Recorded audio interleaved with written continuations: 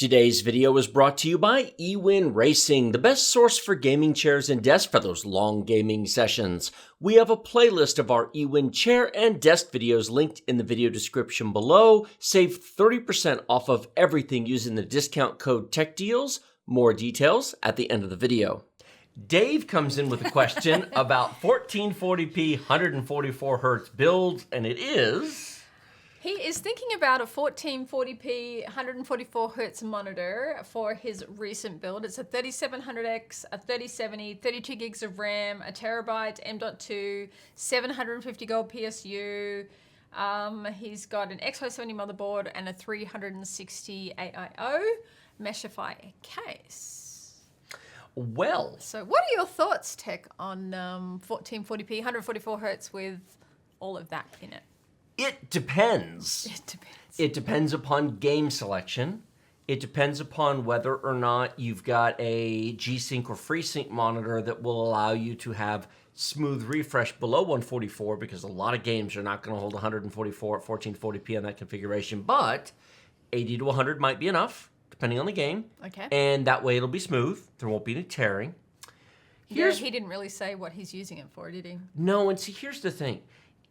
If he wants to play The Division 2, older games, Rainbow Six Siege, Overwatch, Apex Legends, League of Legends, Dota 2, if he wants to play those games, they will all play at 1440p 144 frames per second on his configuration. He's got a RTX 3070, which is a great graphics card. He's got 32 gigs of RAM. Man, you get 2 gold stars. 3700X, 8 core, 16 The threads. Ryzen 7 3700X is a great chip. X570 motherboard. It's nice and cool with the 360.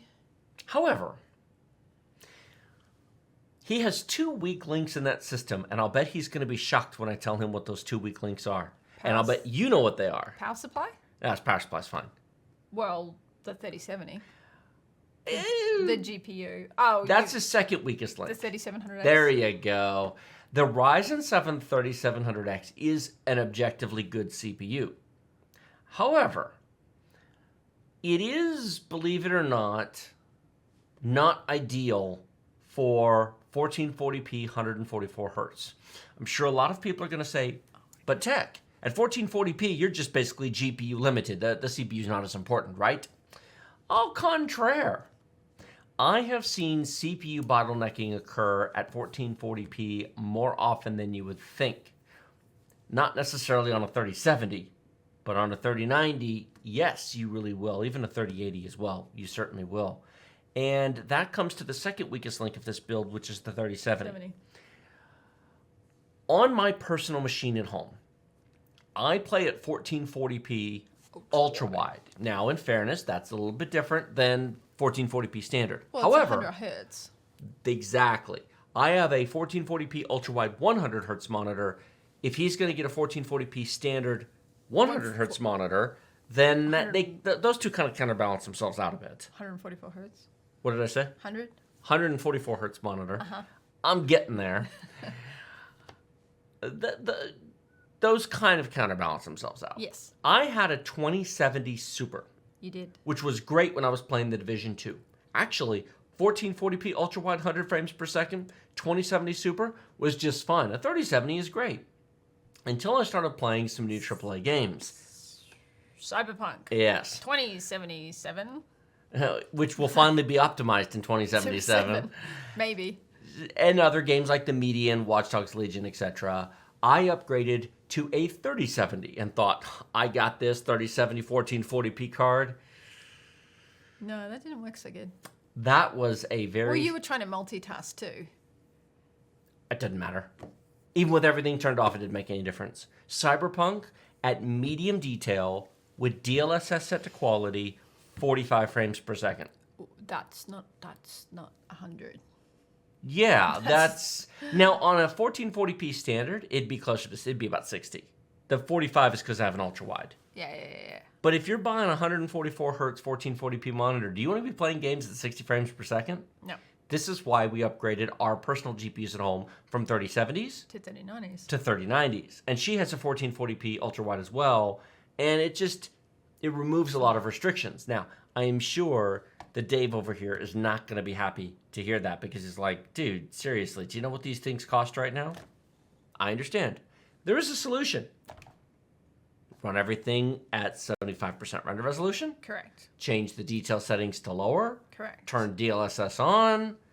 Turn G-Sync or FreeSync on and just accept lower frame rates. Wait till GPU prices become normal. I understand. But interestingly enough, I don't consider his 3070 to be the big issue. The 3700X. The The Zen 2 8-core 16-thread. He's got an X570 motherboard. He could upgrade. I would upgrade that to a Ryzen 9 5900X 12-core 24-thread chip.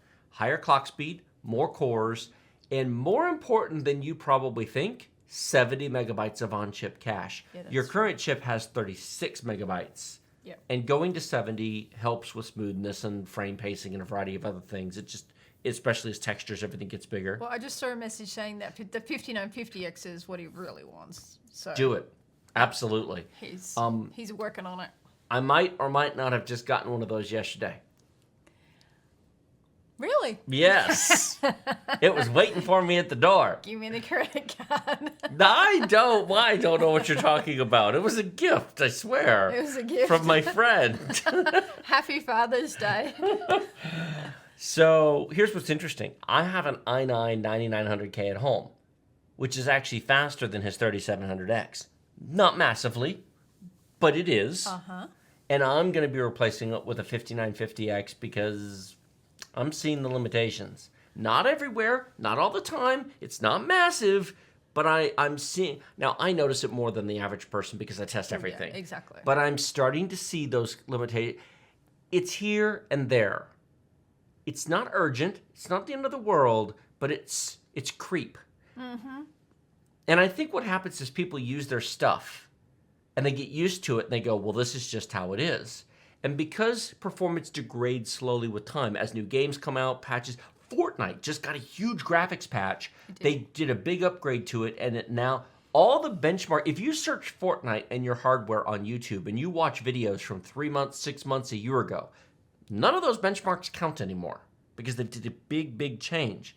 And so all these live service games keep getting updated, and you think, everything's great. I've had my computer a couple years. Everything's fine. I don't have to change it. Except games aren't static anymore.